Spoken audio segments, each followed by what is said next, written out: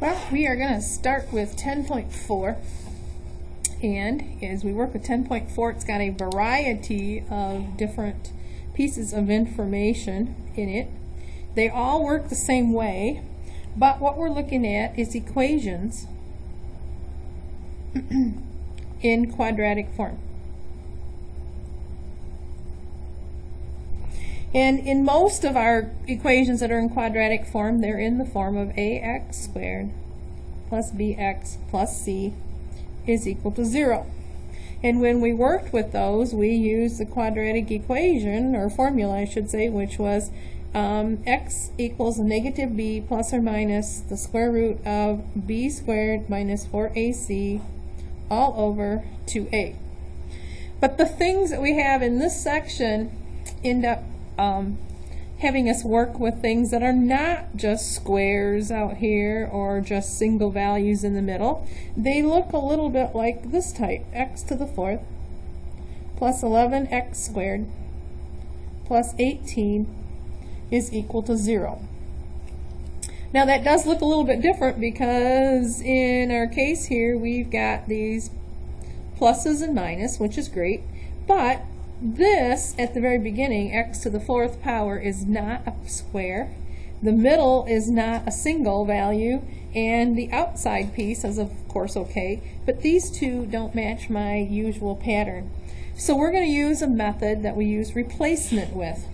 So first off, what we're going to do is replace the middle term with a u, or substitute a u in for the middle value. And basically it's the middle variable that we're replacing in this case. So with this one that I have up there, u is going to end up equaling x squared. Then what we'll do is come back and solve this as we get to that point and figuring out what we do happen to have with it. Part 2, or step 2, is replace the first term, or first variable, terms variable, with u squared. And do not replace the number parts, just the letters.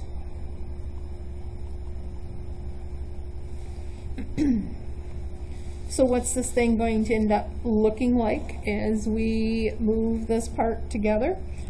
So now what happens if u is going to equal the middle piece, then what I would have is now u squared plus 11u plus 18 equals 0. So that's what happens when I replace these different pieces with the u holding that position or that place value. So then once I do that, step 3 is take the new equation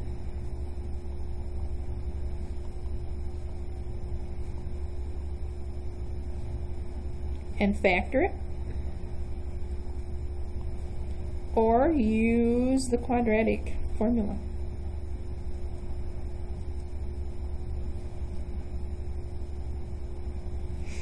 To work it out. And this factoring is going to be factored based on u. So we're going to make sure that we get that factoring in there that's going to be based on u. Step 4, so if I do that to my equation that I happen to have up here, it's going to factor to u and u.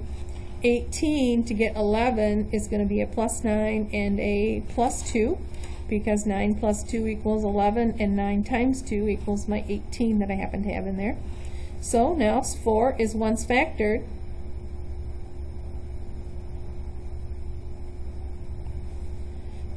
solve each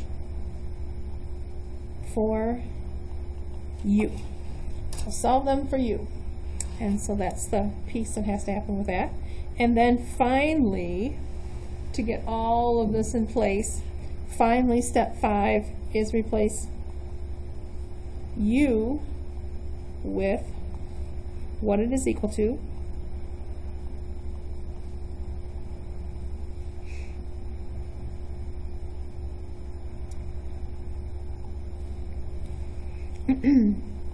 and solve for the original letter. That's where a whole variety of things come in. So up here, if I finish my step 4, I'm going to take u plus 9, set it equal to 0, and find that u would be a negative 9.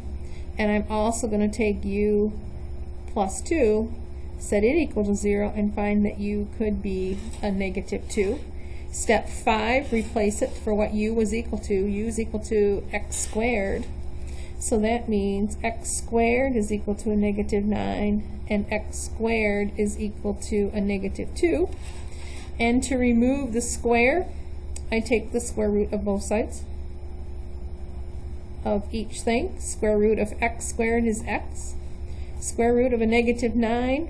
Negative 9, remember we have our I in there, so I have a plus or minus 3i would be what I would end up with. And over here, square root of x is x, square root of the negative square root of 2.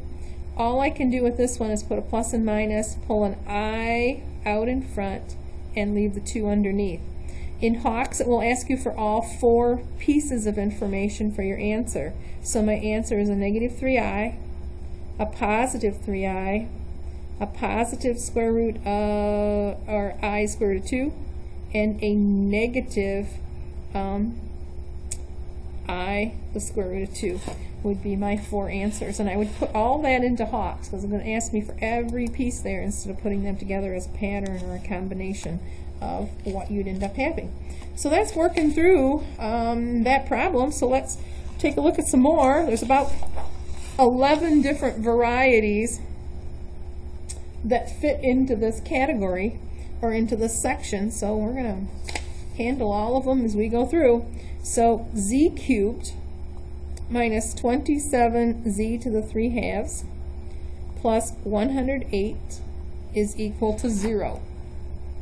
So if this is my next equation, again, I've got those strange values in here, but each one, if I take this piece and square it, the 2's would cancel, giving me z to the 3rd power, so therefore it is squares and squaring this piece in the middle. So we're going to set u is going to be equal to z to the 3 halves. So in my steps, I'm going to replace the first with the u squared minus 27u plus 108 equals 0. And I'm going to look at that and see if I can end up factoring that. And I think I've written the wrong number in here. I think this is supposed to be a 21, not a 27, because I think if we go through and try to factor it, we're going to end up having a problem with doing that. So let's see, u and u. If I look at 108, 108 would be 9 times 12, and 9 plus 12 does give me my 21 in the middle. So a negative 9 and a negative 12 would be what my values happen to be. Set each of these equal to 0. And so u is going to equal 9, and u is going to equal positive 12. Positive 12 and a positive 9. But I'm not completely finished yet, because I need to go back in and I need to see what that's going to be related to this fractional piece up here. So because u was equal to 9, I know that z to the 3 halves is equal to 9, and also z to the 3 halves is equal to 12. To clear these things out and to see what happens with them, to get rid of a denominator of 2, because it's acting like a square root, if I were to reverse this like we did back in chapter 9, this would really look like the square root of 9z cubed. So to take care of the square root, if I square it, that's going to get rid of that value, which is going to leave me with z cubed. and then I can end up going from there. So these two answers that I have, if I square both sides, that's going to remove the denominator in the first. So I have z cubed is equal to 9 squared, and 9 squared happens to be 81. Then, to get rid of a cube on a variable, I happen to go back through and take the cube root of each side. So now I have z is equal to plus or minus the cube root of 81. Well, 81, if I break it apart, how we did coming up with our prime factorizations a while back, gives me 9 and 9. 9 breaks down to 3 times 3, and this 9 breaks down to 3 times 3. So really 81 is z is equal to plus or minus the cube root of 3 to the 4th power. That means I can pull out a 3, leaving the cube root of 3 inside for one of my answers. The second one that's here, I need to square both sides. So that leaves me with z cubed is equal to 12 squared is 144. If I take the cube root of each side, I get z. Cube root of 144 is a plus or minus the cube root of 144. So if I take 144 and do the same thing I did before, I get 12 and 12. 12 breaks down to 2 times 6. 6 breaks down to 2 times 3. 12 breaks down to 2 times 6, and 2 breaks down to just plain old 2, and 6 breaks down to 2 times 3. So what is the square root of that? So I have 1, 2, 3, 4 2's times 1, 2 3's. So this means when I simplify this, I can pull out a 2, but that's going to leave underneath my radical a 2 and a 3 times 3. 3 times 3 is 9, times 2 is 18. So my true answer is this, because 18 will not break down anymore.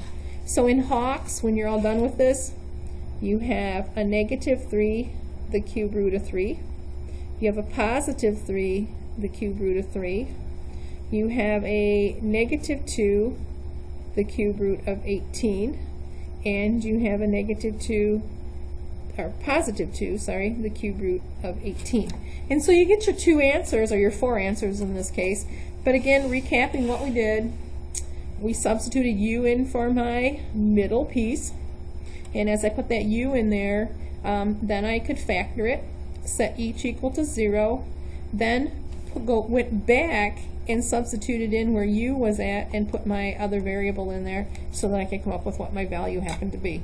So then worked each separate piece out and came up with my 4 answers that are at the bottom.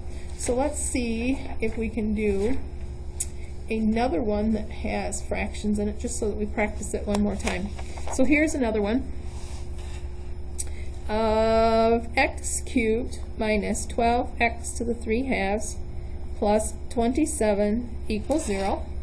So I'm going to go back and do the exact same thing I did on that last one. So I'm going to make u equal to my middle term. Replace it, so u squared minus 12u plus 27 equals 0. Factor this. Oh, it's a plus at the end and a minus in the middle, so it's a minus and a minus. Factors of 27 that give me 12 are 3 and 9. So if I get 3 and 9 in there, then what do I get? Well, I have u minus 3 is equal to 0. U minus 9 is equal to 0. So u is going to be 3, or u is going to be 9. Plug it back in, so x to the 3 halves is equal to 3, and x to the 3 halves is equal to 9. Square each side, so I get x cubed is equal to 9. Take this cube root of each side, and I find x is equal to plus or minus the cube root of 9, which I can't break 9 down at all, so 9 is going to stay exactly where it's at.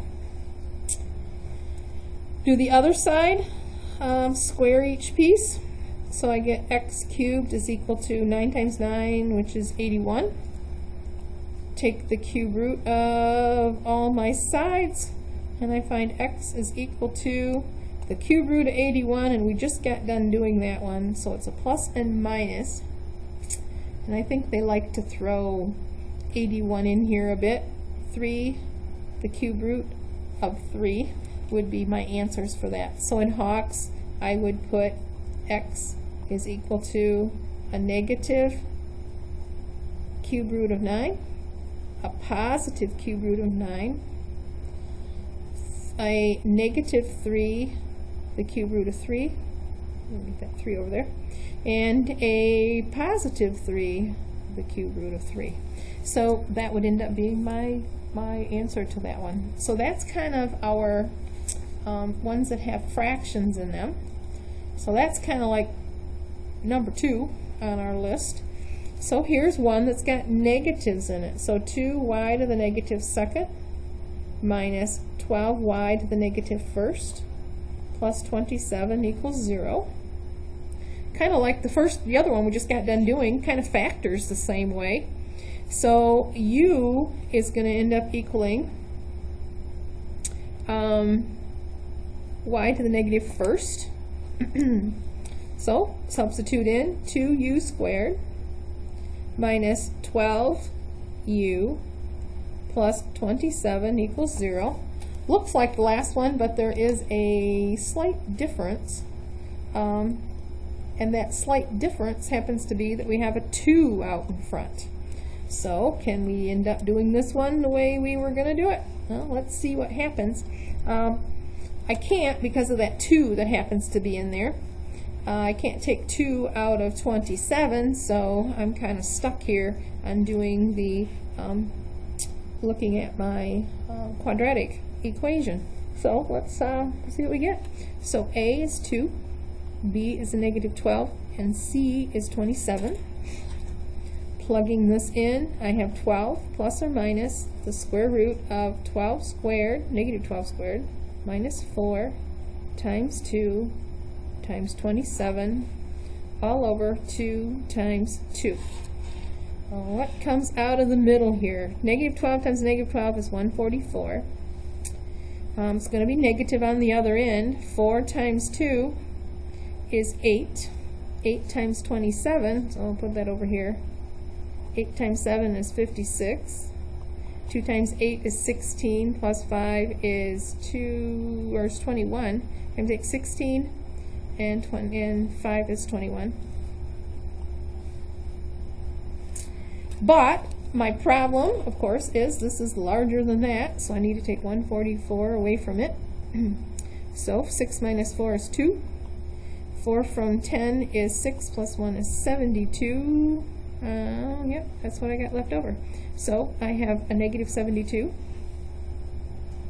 So I have 12 plus or minus the square root of a negative 72 all over 4.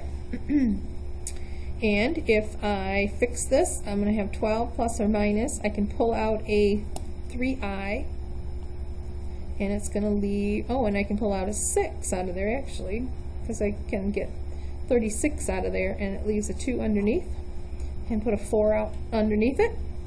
Do my triple canceling.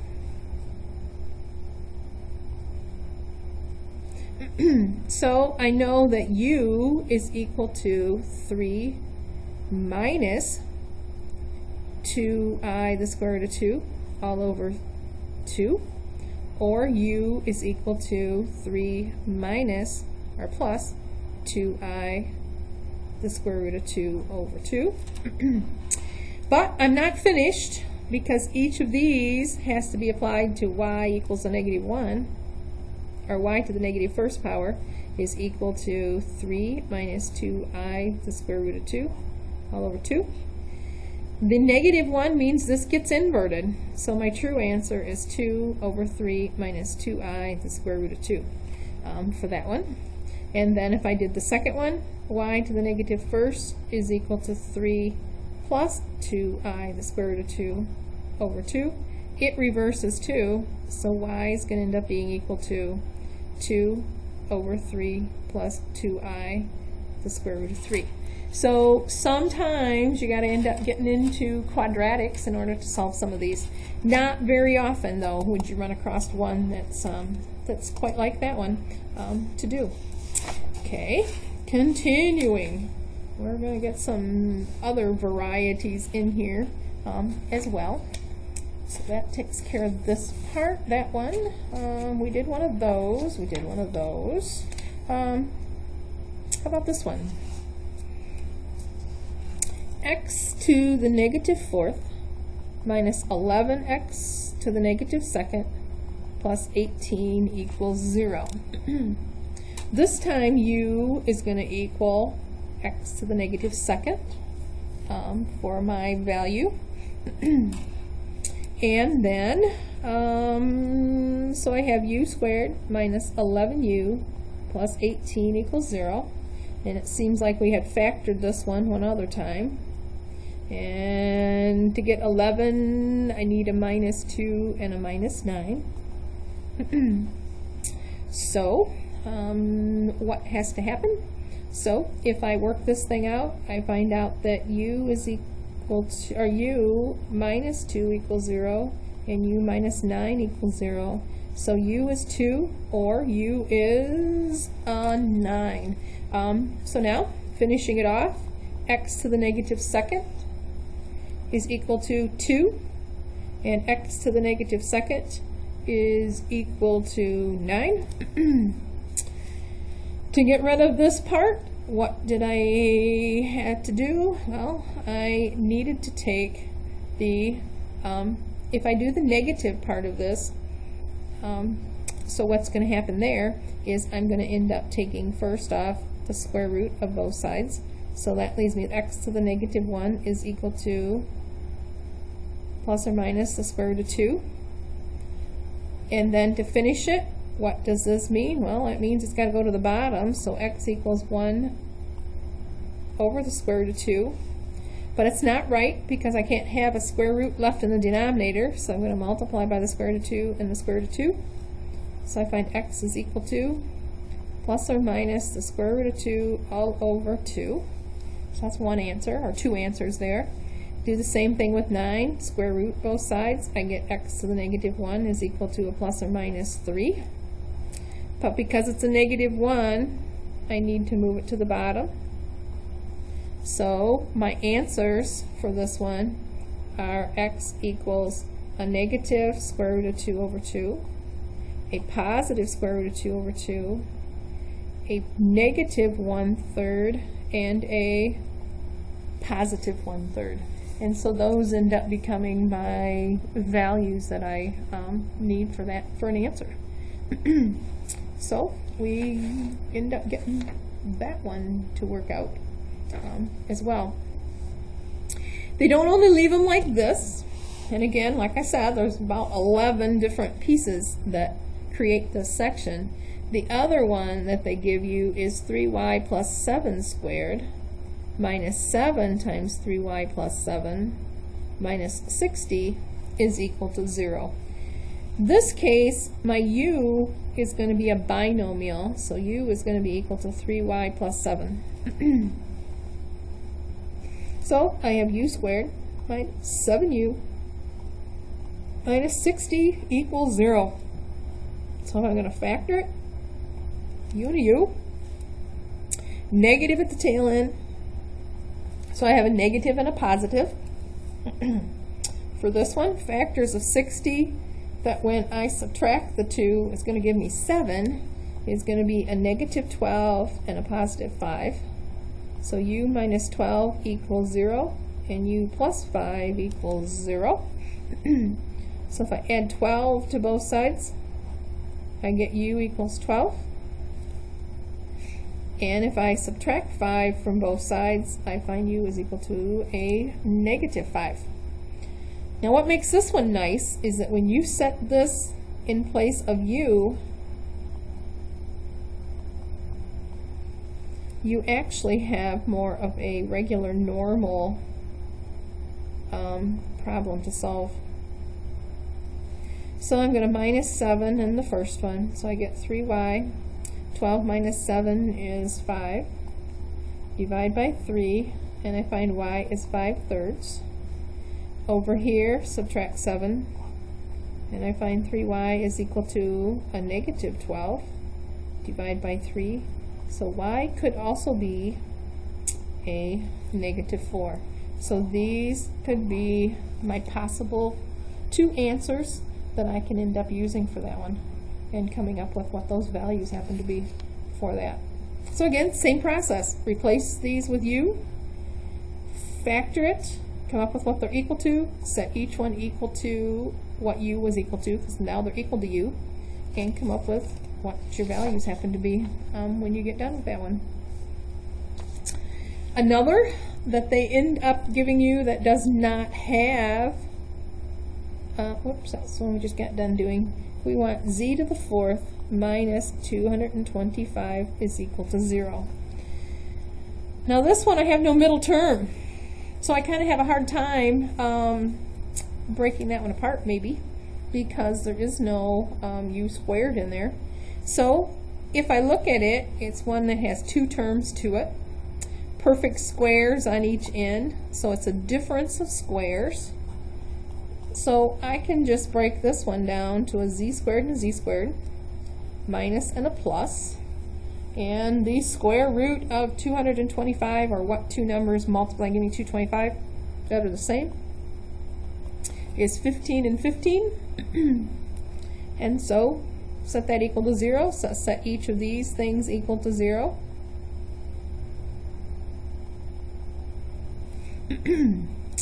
Move my 15 over and get z squared is equal to 15.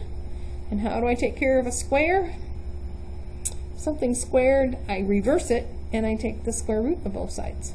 So z becomes equal to a plus or minus the square root of 15, which I can't do anything with, because 15 doesn't have any common squares, which I can pull out of the middle of it. So go to my next one, minus 15. So I get z squared equals a negative 15. Square root both sides. Plus or minus. And I pull out an I and leave a 15 under the radical. And so my answers are negative square root of 15, positive square root of 15, negative I the square root of 15, and a positive I the square root of 15. So it ended up giving me 2 values in there as well for that one. If they made it a y to the 5th minus 324y equals 0, this one I can pull out a y. Leaves me with y to the 4th minus 324 equals 0. Perfect squares, so I have y and I have y squared minus, and I have a y squared plus. 324, if I put it on my calculator, 324 and 324, I get 18. So my answer comes out to be 18 with those. So I have y equals to 0. Y squared minus 18 equals 0, and y squared plus 18 equals 0. Again, this one's solved already, so that one's done. Add 18 gives me y squared equals 18. Now take the square root of both sides. I get y is equal to a plus or minus. Now square root of 18 has perfect square, which is 3. And I can leave a 2 underneath. Same thing on the other side, so minus 18. Y squared equals negative 18. Square root both sides. Square root it, pull out a 3i, and I got a plus or minus out in front, and it leaves a 2 underneath.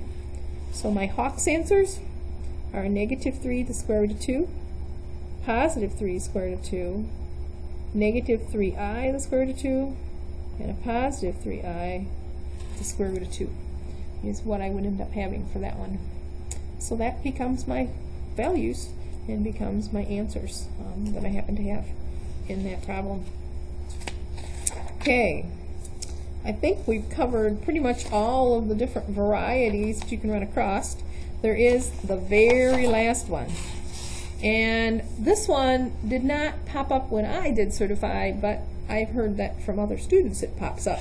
And it's dealing with a rational expression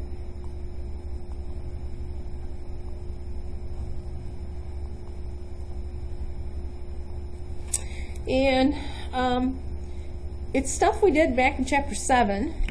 Been a while since we did it, but with this one I need to clear out my denominators.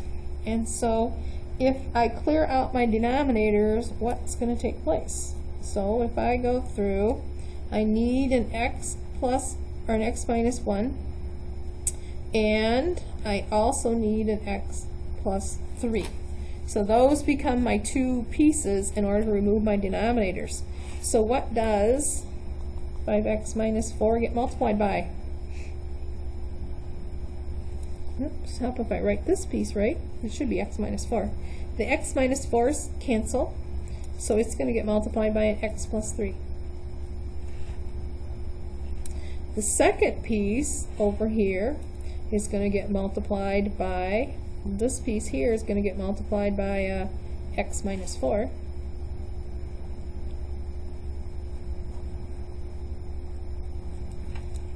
And then finally the one that's sitting there all by its lonesome needs everybody because it's over top of 1, so there isn't anything that canceled there, so it needs an x minus 4 and an x plus 3. Once I get it set up that way, then all I need to do is FOIL all of my pieces. So 5x times x is a 5x squared. 5x times a positive 3 is a plus 15x. Negative 4 times x is a negative 4x. Negative 4 times 3 is a negative 12. 2x times 4 is 2x squared. 2x times a negative 4 is a negative 8x. 4 times x is a plus 4x. 4 times a negative 4 is a minus 16. This 1 is not going to affect anything in here, so I can just FOIL this other piece. So x times x is plus x squared. X times 3 is a plus 3x. Negative 4 times x is negative 4x, and negative 4 times 3 is a negative 12. Yeah, I'll move it over a little bit so I get it all on there. So then, stick them all together. So 5x squared on this side, positive 15 and negative 4 is a positive 11x minus 12. 2x squared and an x squared is a 3x squared. Negative 8 and a positive 4 is a negative 4. Negative 4 and a positive 3 is a negative 1. Negative 1 and a negative 4 is a negative 5x. And last of all, negative 16 and a negative 12 is a negative 28. To finish it, I need to get all of these guys over to the other side, so I'm going to minus 3x squared. I'm going to add a 5x, and I'm going to add a 28. So what do I get left with? 5 take away 3 is 2x squared. Negative 11 and then positive 11 and positive 5 is positive 16x. A negative 12 from 28, opposite sign so they subtract, leaves me with 16. And that's all equal to 0. But what I've noticed with this is that I can take a 2 out of every piece that's there. So always look for that, because if you can, it's going to make your math a whole lot easier. These guys cancel. 16 divided by 2 is 8. 16 divided by 2 is another 8. And so then, if I want to factor this, can I? Does it factor? 8's made up of 2 times 8, it's made up of 1 times 8, but neither of those are going to give me that value, so I need to use my quadratic equation with this one. So A is 1, B is 8, and C is 8. Makes it a little easier writing these guys out, because then I'm not going through and getting stuff in the wrong places. So if I put it in there, I have a negative 8 plus or minus the square root of 8 squared minus 4 times 1 times 8 all over 2 times 1. So inside of here I have 64. 4 times 1 is a negative 4 times a positive 8 is negative 32. So I have a negative 8 plus or minus the square root of 32 when I subtract those two, all over 2. But 32's got a perfect square of 16, so really I have a negative 8 plus or minus 4, the square root of 2, all over 2. Triple cancel, 2, negative 8, and the 4. So I end up with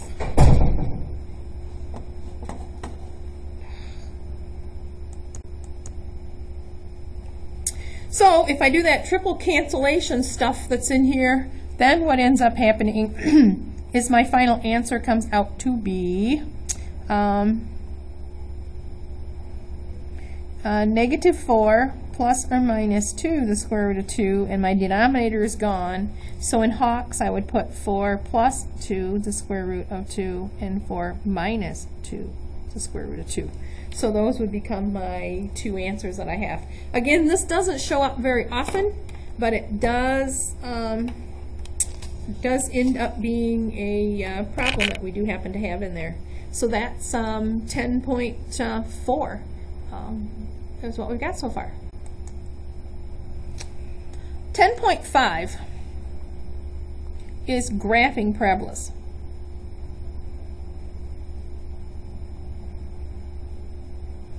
And in your graphing parabolas, they are the parabolas that we've had, basically all the things that we've been working with so far in this chapter have all graphed as parabolas, meaning that every graph that you happen to have comes out in a format of this, for instance.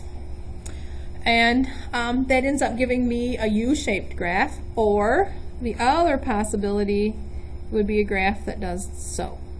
So it goes upside down or right side up with what you happen to have. Now if I put this piece in my graphing calculator, I can end up getting that to show up within that in my graphing calculator, and it's going to show me the shape of my U-shaped graph. But if we take this and we break it down into a format that we can look at, we can go through and come up with our values that we happen to have. The A, the H, and the K all have different relationships that play a role in our graphing of a parabola and what each of those means. So to continue with this, let's take each piece and pull apart each letter in here and see what each letter happens to mean. So the A that is in my equation, the A is going to tell which way the graph sets, or the graph is located. Tells which way the graph is located. If it's negative, so if A is negative, the graph is upside down. If A is positive, the graph is right side up. So, in other words, if I had y equals negative 2x squared, that would tell me, if I were graphing this, that my graph would be upside down. If it were y equals 2x squared, that would tell me my graph is right side up. So it's either upside down or right side up with these. So then what else does it tell me? So if you just look at the numerical part of that A part, if A is a whole number or larger than 1, the graph gets narrower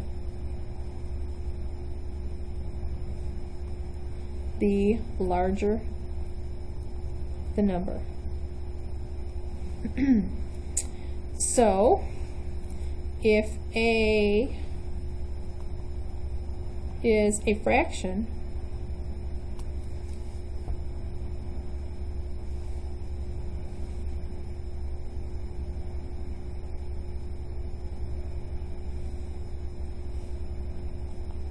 the graph gets wider.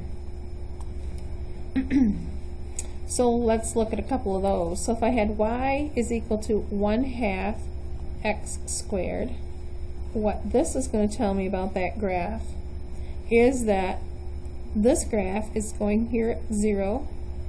It's going to be a fairly wide graph. If y equals a negative 1/3 x squared, it's also going to be a wide graph, but it's going to go upside down. So it's going to flip it and make it go in the opposite directions when I'm working with that. And that's all based on A.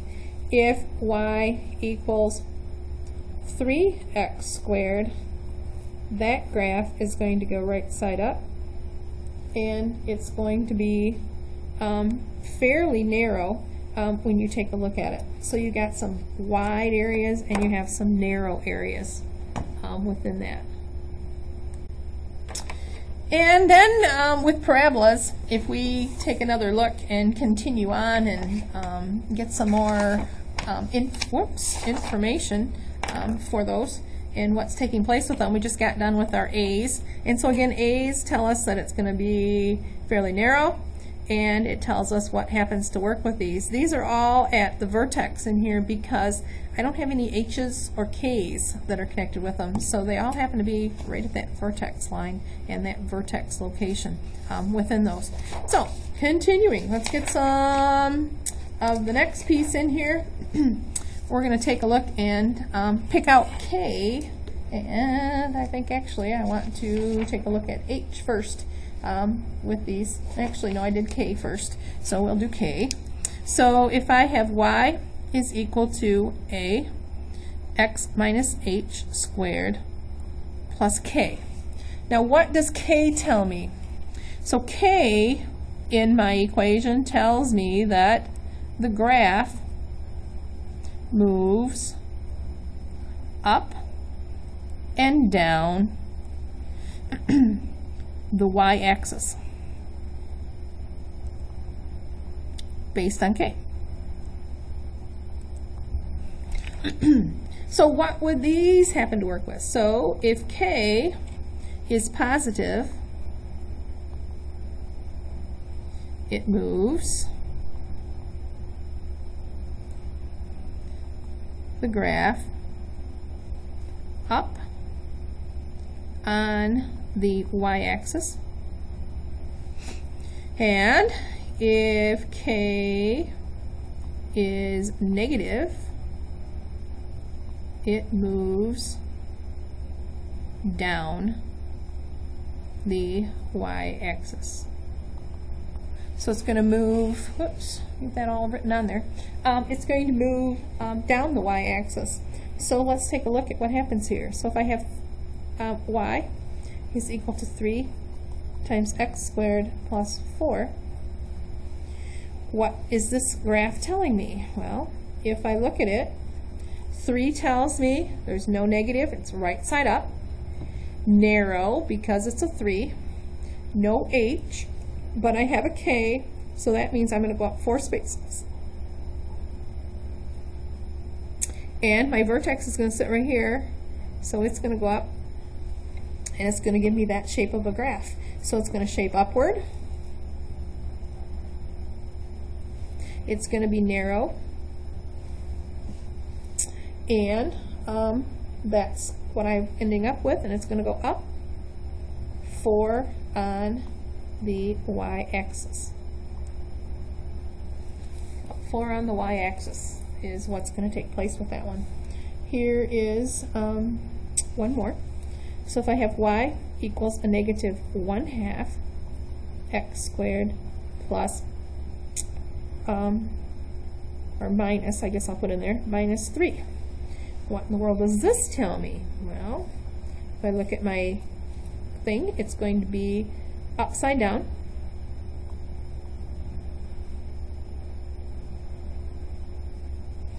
Because it's negative. It's going to be wide because of the 1/2. And it's going to be down 3 on the y-axis. So I'm going to go down 3, put my dot. It's going to be a wider graph. And so that's what happens with that one, is it gets wider as I go with it. So that's my combination and my pattern, and that happens to be what K does for me. Now if I look at what H does, again, y equals a times x minus h squared plus k. The h in my problem that I'm working with, the h says that I move the graph on the x-axis. The opposite direction the opposite direction of what h is in the equation. So I'm going to move the opposite way. So if I have y is equal to 2x minus 3 squared, and I guess I can probably, well, we're going to leave it like that with no k at the moment. So what do I gather from this one? It's going to be right side up.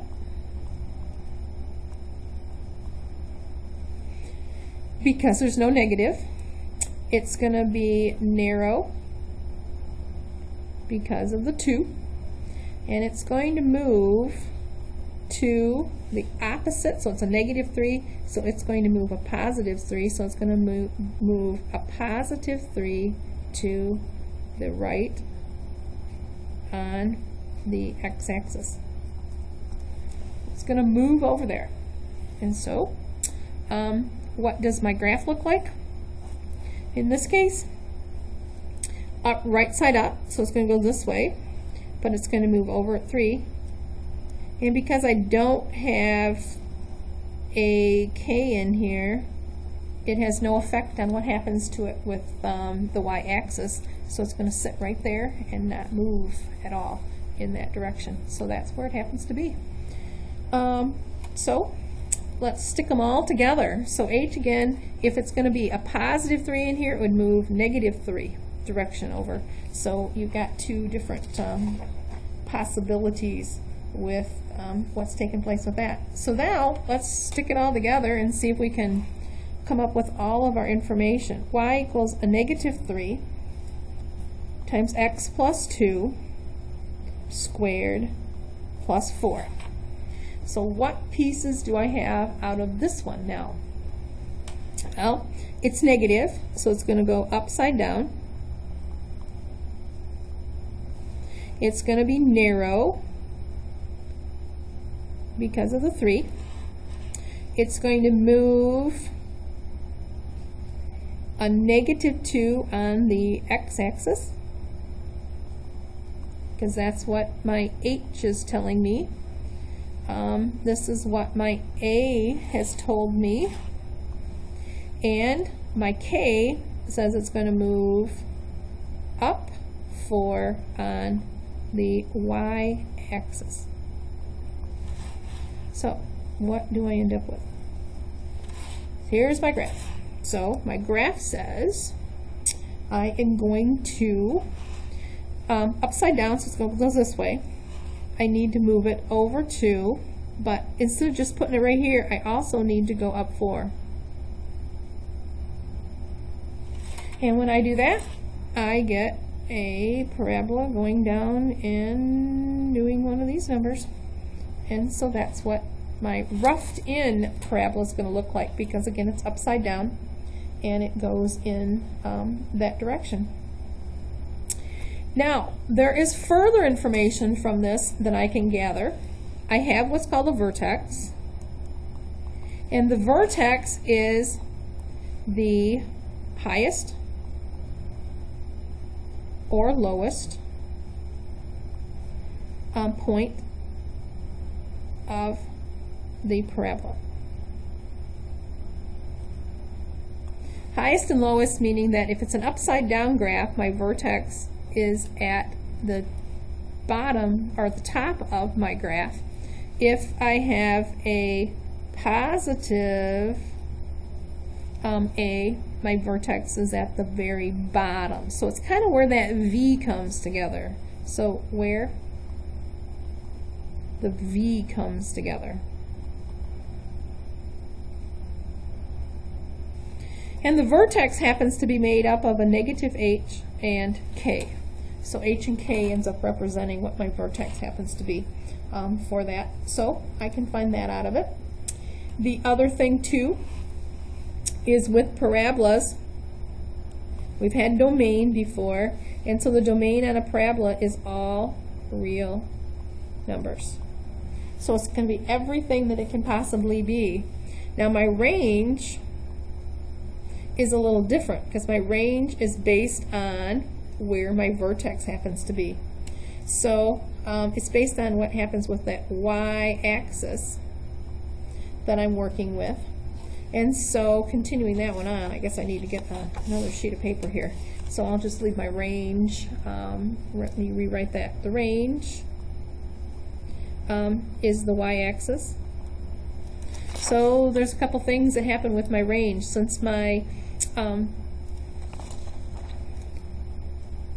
domain is all real numbers, my range I have to be careful with. So if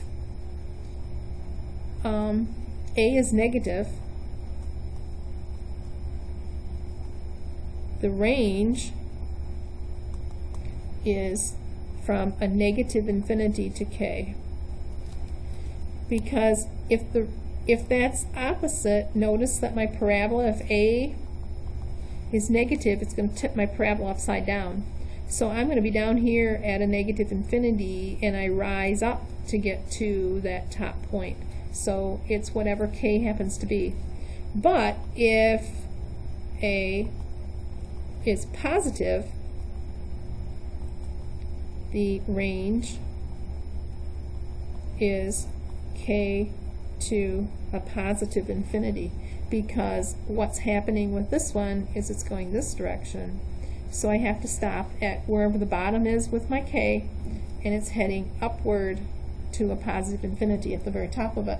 So the range in that case can be a different kinds of combination that happens to fit in there. So let's see if we can, one other thing, axis of symmetry.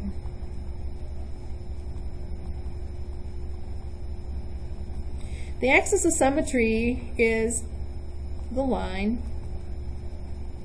that splits the parabola in half, or it creates the mirror image of it. Oops, I'm kind of getting off there.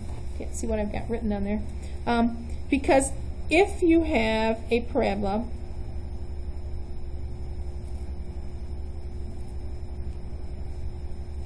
The axis of symmetry kind of acts like, in this case, it's the y-axis is acting like the axis of symmetry, because if I have a dot or a point on either side of this, the y portion of these 2 points will be the same. The y is the same for both. So you got that exact same piece in there for those. And so you got the combination in there that you're looking at. So let's find all of the stuff for another equation. So if I have y equals 4 times x minus 2 squared minus 3. So let's find all of our pieces. So what do I know with the 4? It's up. It's right side up.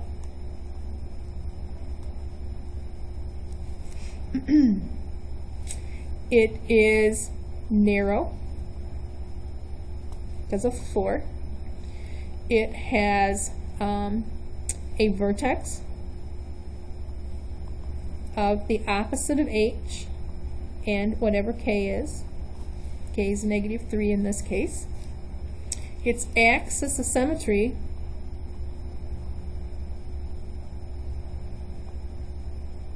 is whatever h happens to equal. And I guess I need to go back up here and put that in place up here. Axis of symmetry is x equals the opposite of h. So in this case, the opposite of h is positive 2. And this is creating a line, so it makes a vertical line. And again, that's what splits the parabola apart. And its domain is going to be all real numbers, because every parabola has all real numbers for its domain, and the range, that's where we get a little tricky, because it's right side up, it's going down at a negative 3, so its range is going to be from a negative 3, and I can include it, to positive infinity, which I can't include. And so that ends up giving me all of my pieces for that parabola. So what would it look like if I graphed it? I would be at 2, down 3, it's right side up, and it's narrow. Its axis of symmetry is running right straight down at that value, so again it's splitting that graph right smack dab in half. And so that happens to be all of my pieces that I happen to have with it. So you can find all that stuff. The other piece that they throw into this section is that we need to get some of our graphs back into, or our equations that they give us, back into the correct format. So those would be something like if they gave me y equals x squared minus 4x plus 1. Now that is not in my A, H, and K format, but I can make it become that by completing the square that we worked on a while back. So if I take this thing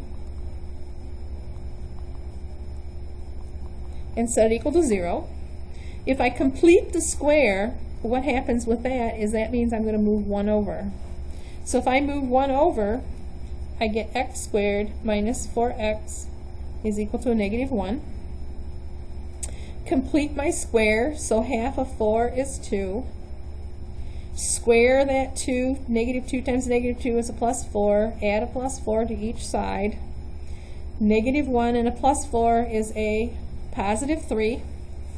And if I continue with this, what I'm going to find is my x-intercept, or in this section they call those your zeros. So if I finish it, I have x minus 2 squared is equal to 3. Take the square root of both sides. And if I take the square root of both sides, I end up with x minus 2 on that side, and I end up with a plus or minus the square root of 3 on the other side. And last of all, I need to add 2 to both sides. So I get x is equal to 2 plus or minus the square root of 3. And so I have 2 answers where this parabola is crossing the x-axis at. and this is my zeros. So they'll ask you in Hawks what your zeros happen to be, and that's what that would be. But from this level right here, I can get this thing in the format that I've been using, my A's, my H's, and my K's, because if I work right here, all I need to do to make it look like the other side is move that 3 back. And Hawks, I know, doesn't have you do that. Hawks has you work with the 3 on this side, but what I find that students end up doing is they forget, how am I supposed to put this 4 in? Is it a +4? Is it a -4? What kind of 4 should it be? And so you have more trouble with that than you do by just moving it over to the other side and then bringing it back over. So now what do I know about this parabola? Well, I know A is equal to 1, so that means it's kind of normal, because it doesn't have any size to that, so it's just a regular normal graph. It's right side up. Its vertex is +2, -3. Its axis of symmetry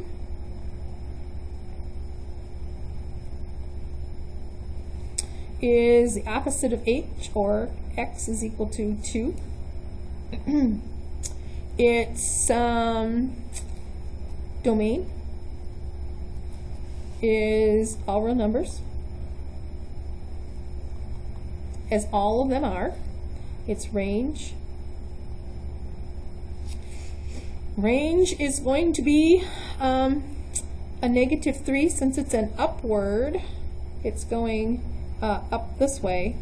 The range is going to be from a -3 to infinity, would be what my range would happen to be. Now, because we have a little bit more information with this one, because now we have the 0 stuff in here, if I graph it, what's going to happen? Well, based on the A, it's right side up and just a normal graph. Its vertex is at 2, -3. Its axis of symmetry is going straight down the center of the graph. I have my 0 pieces, and what do these end up equaling? Well, if you figure this part out, it's going to be close to 0. If I take 2 plus the square root of 3, is going to be a little bit farther over in this direction. And so if I do those zeros in there, I get that part. I can also go back up above here and find out my y-intercept by putting zeros in for x. That's up at 1. So this parabola is coming down and doing one of these numbers and going back up on this side. So it gives me a better idea of what's happening with my parabola if I figure out all those extra parts and extra sections to that. Okay, let's do another one and see if we can figure out what pieces we have in this one. So I get x squared plus 4x plus 7 equals 0. So let's see what happens. Move my 7 over, because I got to get it solved using my completing the square. Oh, also Hawks gives you a whole bunch of formulas that you can use to do all this exact same stuff. But sometimes I think it's easier if you remember to complete the square than to try to remember all the different formulas.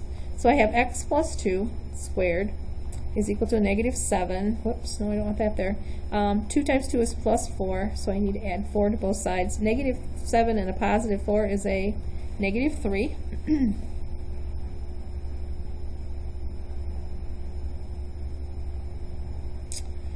If I complete my square, I get x plus 2 squared is equal to a -3. If I take the square root of each side to find my zeros, I got a problem, because what I end up with is an plus or minus I, the square root of 3, and that's imaginary. So if it's imaginary, what that means is the parabola never touches the x-axis. So it doesn't have any zeros, so there's no zeros with this one. So no zeros is what happens with that. If I finish it and get it in the right format, I have x plus 2 squared equals a negative 3. Move my 3 back over. I find x plus 2 squared plus 3 is equal to 0. And what are my pieces? Well, I got my a, I have my k, and I have my h. So the reason this one never touches is because my vertex happens to be negative 2 comma 3, negative 2 up 3, and it's upward because a is positive, and so my parabola is doing one of these numbers, and that's why it's never touching the x-axis down there, so you don't end up coming up with that. The other thing in Hawks they ask you to do is find 2 points that fit this graph. So if I find 2 points that happen to fit this graph, that means I need to try some x's and try some y's. And they have to fit within your 10 by 10 by negative 10 by negative 10 coordinate system. So if I put 1 back in for, that's not going to end up working. If I put a negative 1, because my graph's doing one of these, if I put 1 back in for x, what's y going to equal? So if I take x squared plus 4x plus 7 is equal to 0, and I put a negative 1 in here, or equals y, I should say, put a negative 1 in,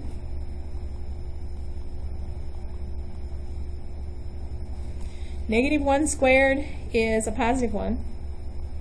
4 times a negative 1 is negative 4. Plus 7 equals y. So what happens is I end up with a negative 4 plus 1 is a negative 3. Negative 3 plus 7 is 4.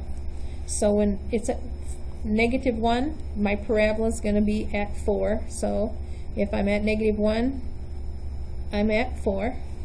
Now, the thing you can do about this is do the, because in Hawks you're going to have that parabola on the other side as well.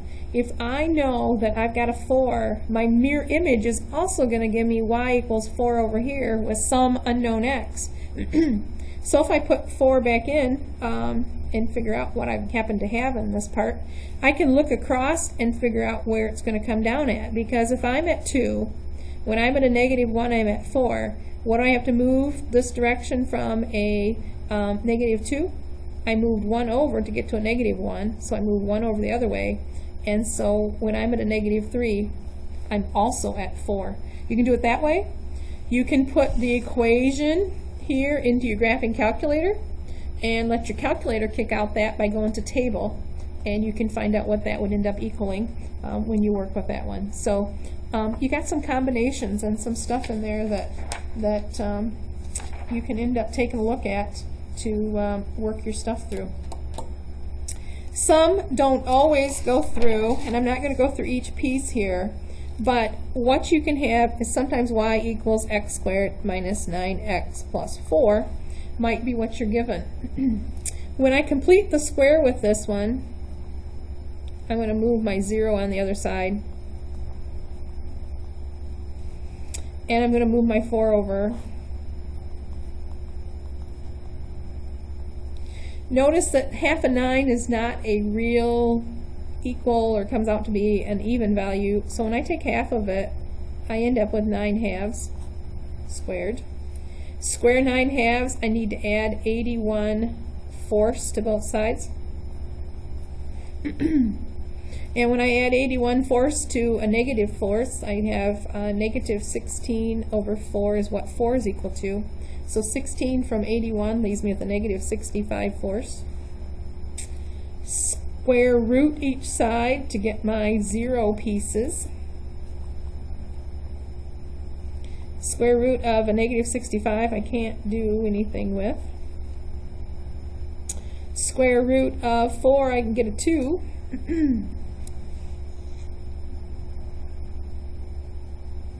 Oh, so this should be a positive 65. Sorry about that. 81, positive 81, and a positive 16 is positive 65. So I need a positive 65 there. Then move my 9 over and a plus or minus out here. So I get x is equal to 9 halves plus or minus the square root of 65 over 2. Not a very pretty answer, but we can end up finding our 2 zeros based on that. And then completing the square, moves that back over, so x minus 9 halves squared, move my 65 fourths back over, and so I get a negative 65 fourths is equal to 0. And now I've got my k, my h, and my a, so I can end up finding my pieces to it. So that concludes that piece.